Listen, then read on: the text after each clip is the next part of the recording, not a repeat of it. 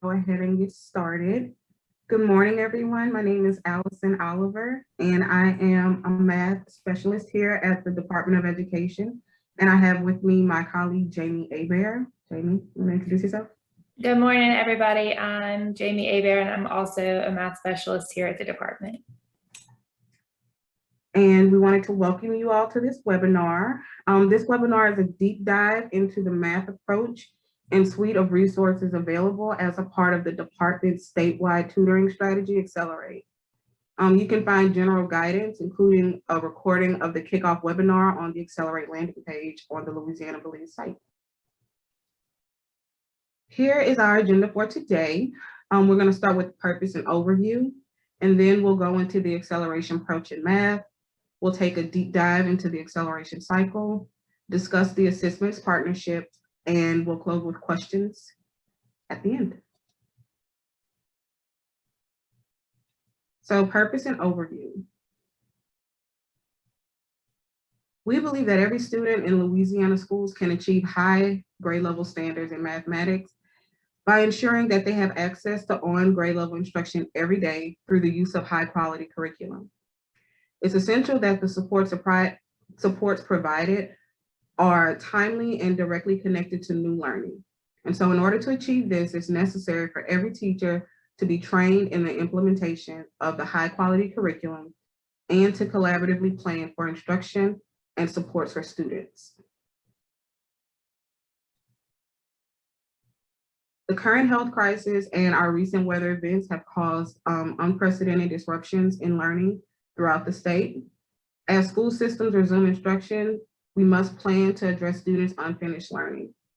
The LGOE believes that in order to address unfinished learning, we must provide equal access to effective tutoring.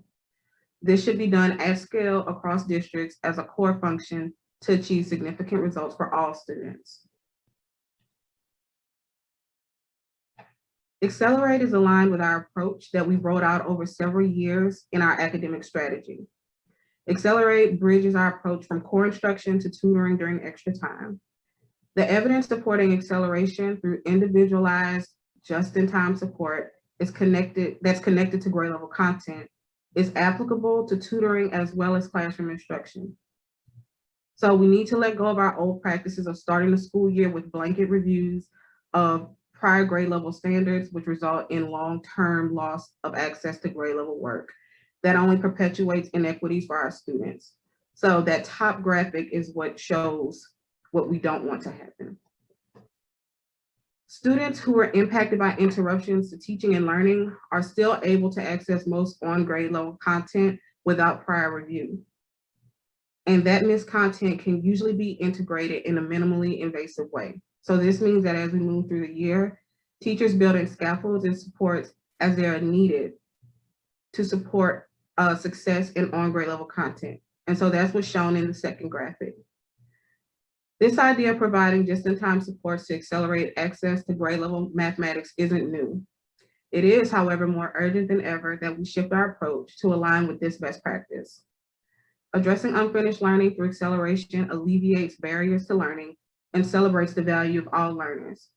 So instead of focusing on deficits which perpetuate inequities and leads to lowering expectations for students, we have to think as teachers that student supports are opportunities to build upon.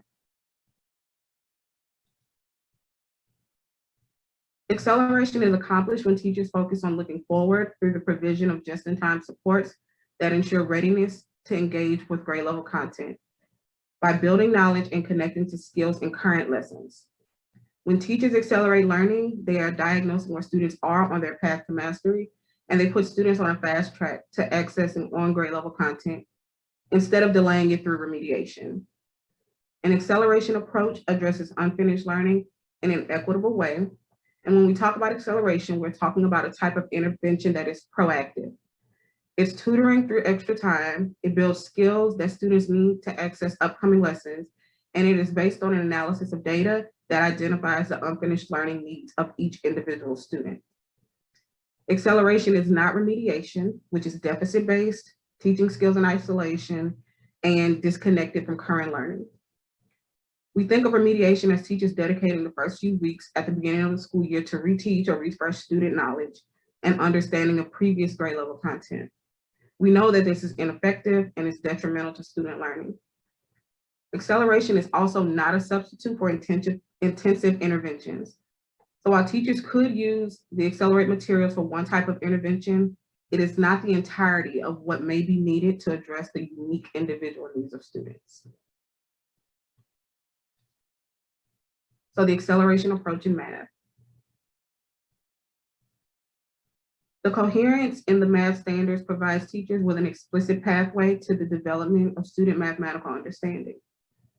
The approach in math is scaffolding relevant prerequisite conceptual understanding in a timely manner that connects to the current grade level content. The department provides guidance on prerequisite standards to educators throughout the grade level learning acceleration guidance.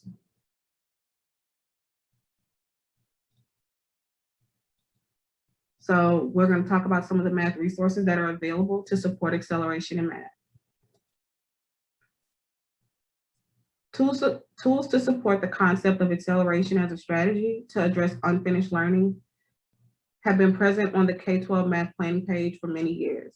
Existing resources on the department's math planning pages have been recently rebranded to reflect our focus on accelerating student learning through just-in-time supports. The term remediation is associated with teaching skills in isolation from grade level work. As such, the grade level remediation guides and Eureka remediation tools were updated in 2020. The newly titled Acceleration Guides and Eureka Acceleration Tools linked on this slide are also on the K-12 math planning page. These tools can be utilized along with student work, samples, and other data to diagnose areas of unfinished learning and plan for tutoring opportunities. Model tools and guidance to diagnose, plan, deliver, and monitor are also provided within the Accelerate Math resources.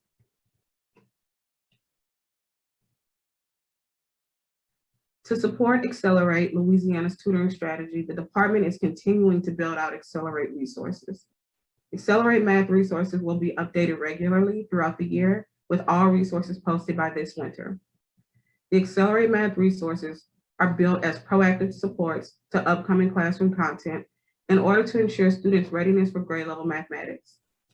Math tutoring resources are designed to provide support on the most essential prerequisite knowledge and skills to support success in next week's upcoming lessons. Materials for each grade level include acceleration tools, which are topic level diagnostics, links to Google slide presentations, and exit tickets for each tutoring session. Sessions were designed for about 1 hour of instruction for 2 sessions per week. Teachers should adjust to the mode of delivery, time, technology, and resources available.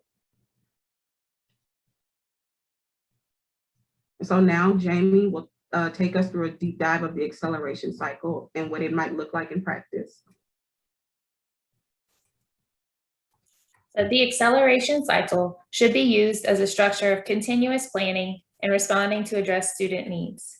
The cycle consists of 4 phases: diagnose, plan, deliver, and monitor. To diagnose, administer small-scale diagnostics. So those are included within the Accelerate Math resources or within your high-quality curriculum. Collect other relevant formative data that will provide insights into student understanding ahead of a particular topic of instruction. Data should not be limited to multiple choice sources and should include work that is evidence of students thinking and understanding immediately preceding a particular lesson set. Prioritize smaller scale diagnostics, focusing on the upcoming topic over large scale assessments such as LEAP 360 or similar benchmark assessments. This type of data may be reviewed, but is not the best source of information to support the need for tutoring on a piece of prerequisite knowledge months into the school year. It can be a cue to screen for readiness later in the year. Use results from these small-scale diagnostics and any other relevant data, such as student work samples, to identify unfinished learning students may have ahead of a particular topic. Plan tutoring sessions of extra support time for groups of 1 to 3 students with common needs. Tutors should review the provided Accelerate Math resources for that topic and make adjustments based on the needs of their individual students. During collaborative planning, discuss when and with which students the acceleration supports are needed. During the deliver phase, just-in-time supports designed for alignment to high-quality curriculum are implemented. Qualified tutors should meet with students one-on-one or with small groups who have common needs to deliver the connected, just-in-time support through mini lessons and activities that accelerate access by scaffolding to the most immediate, directly connected grade level content that students are learning in class.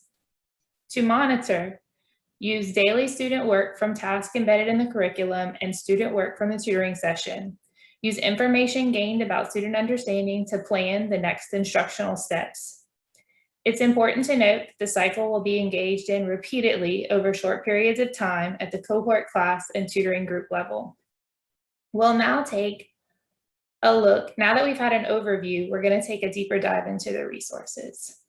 So you can find all of the Accelerate resources on the department's Louisiana Believe website. If you have trouble finding this page, there's a search bar at the top. If you type in the word Accelerate, the first link will bring you here. The Accelerate math materials are at this bottom link under guidance, and that brings you to this page. So all resources for Accelerate math are linked here. The first page gives you overview information in line with what Allison and I have just gone over. And the second page gives you links to grade levels. The grade we're going to use as a sample today is 4th grade. So here is a sample grade level page. Again, there's some overview information and links to our feedback survey here. When you get to the second page, you have links to all of the resources. So in the first column, the first link is your Google slide presentation. The second link is the exit ticket for that tutoring session. Here is the tool, and we're going to investigate this resource in just a minute. All of the information that is covered in the session is listed here. The connected grade level standards students are working toward in class are in the third column. And finally, in the last column, we listed the source content included in the tutoring session along with the prior grade level standard. We felt it was important to include this information to really drive home the fact that the quality of the resources you're using in tutoring should align with the quality of the resources you're using in class. So as teachers begin a cycle, an acceleration cycle in this program, the first thing they're going to do is administer the acceleration tool. So here is the first acceleration tool for 4th grade. You can see on the first page, there's some information about what students are learning in class. So the blue box information comes from the topic overview. For Eureka aligned lessons, it comes from unit information in illustrative in middle school. Also included are the text of the grade level standards that students are working to in class. The second page is guidance about how the tool is supposed to be used. So here are the information about the acceleration cycle. You can also see that each prerequisite standard has 3 questions. A minimum requirement or a place to start when you're considering readiness for class is if students get 2 of the 3 questions correct. That is a clue that they're ready for grade level instruction. If they do not get 2 out of the 3 questions correct, they may need support. This particular screener or acceleration tool has 3 standards. So it's a 4th grade tool, and we're screening on a 3rd grade standard, so 3OAA1, and 2 2nd grade standards, so 2 MBTA1 and 2 MBTA3. You can see there are 3 questions per prior grade standard. So in our scenario here, the teacher has administered this tool and now is going to take a look at some student work. So after assigning the diagnostic, the teacher is going to collect the student work and analyze it to determine student needs and begin to plan for acceleration. This is 3 sample sets of student work, and the teacher takes a close look at this and compiles the data. So here's our results. The teacher compiled the data, and you can see that student A got 3 out of 3 questions correct in all 3 categories. So on both second grade standards and the third grade standard. Student B and C can be considered ready with that third grade standard, but will both need support on place value understanding according to 2 MBT A1 and 2 MBT A3, because on those problems, neither student answered at least 2 questions correctly. Remember, this is a simplification of the process and general guidance to help with decision-making and identifying students in needs of support. The teacher would also be considering all other relevant data and taking that into consideration.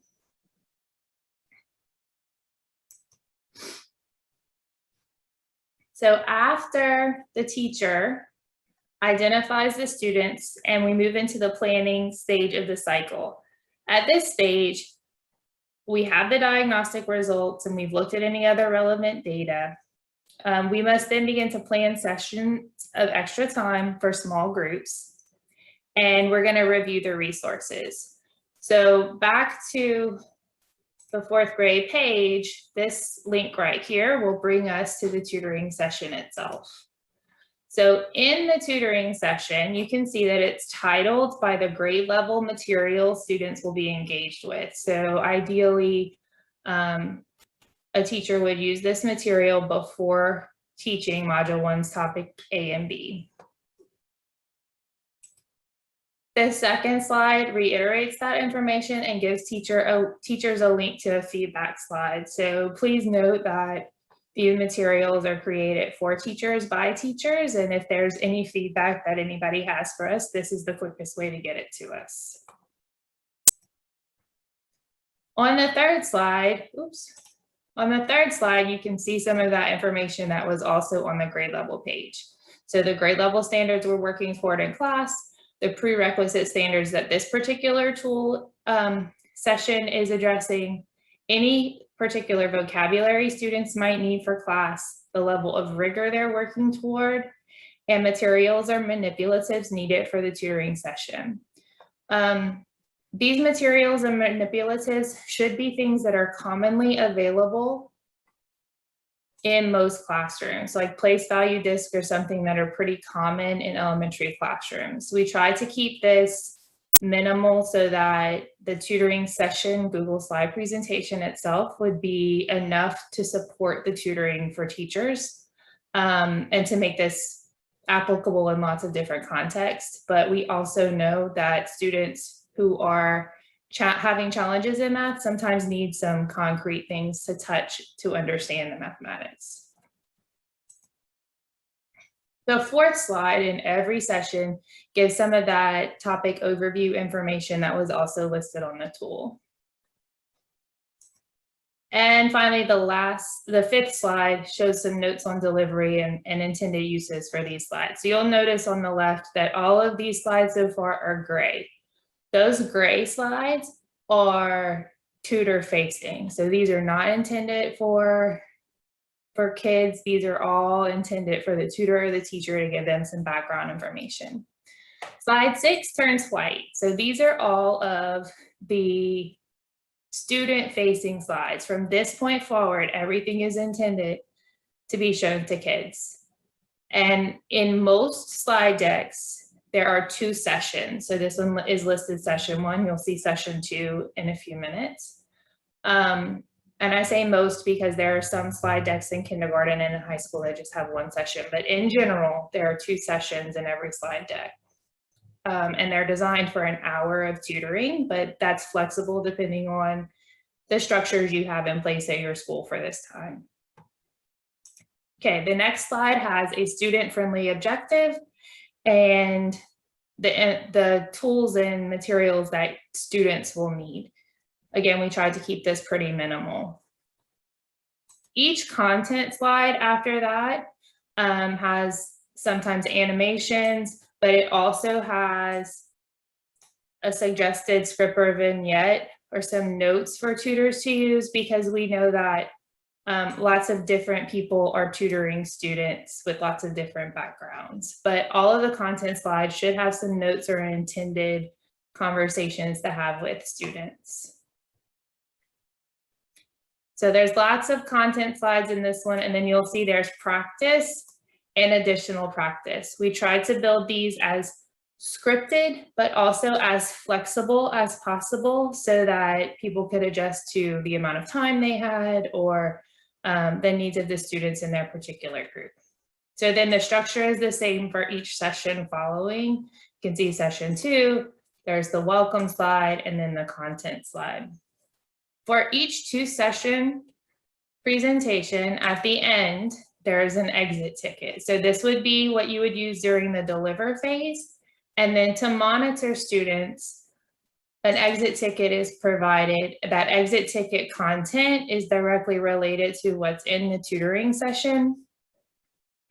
And it's just a little piece of data so that teachers and tutors can reflect on the impact of the tutoring session. So the first page is sort of like a black line master, so it can be copied. And then the second page includes the answers along with like where the content came from.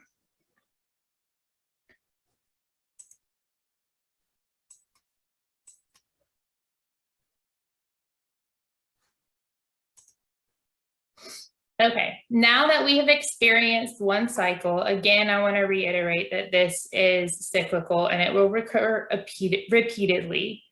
The cycle itself is core to the tutoring strategy, but cyclical reflection happens every day in class as part of ongoing formative assessment to inform us on our next instructional steps. So I'm going to pause for a minute and see if you have any questions about the resources themselves. So feel free to unmute or type a question in the chat. So any questions about the resources themselves?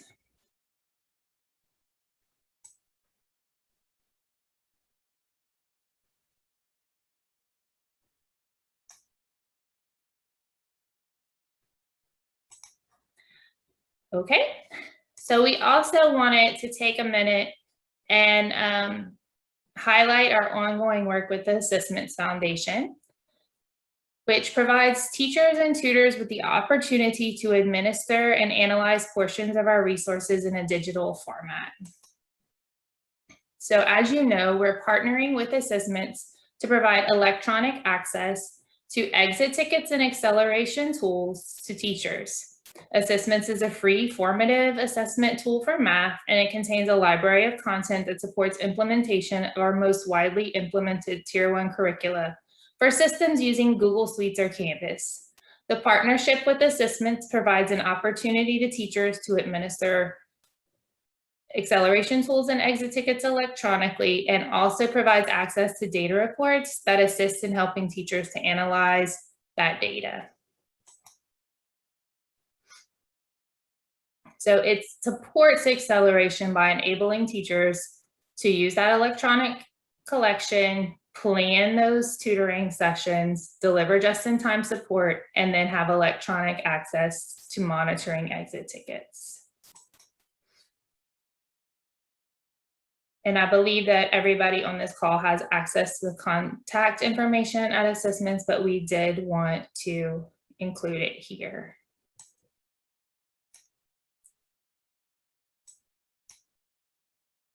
So finally, we have some commonly asked questions that we wanted to go over. Resources. So the first question is, my school system uses a curriculum other than Eureka Math or Illustrative Math. How can these resources help me?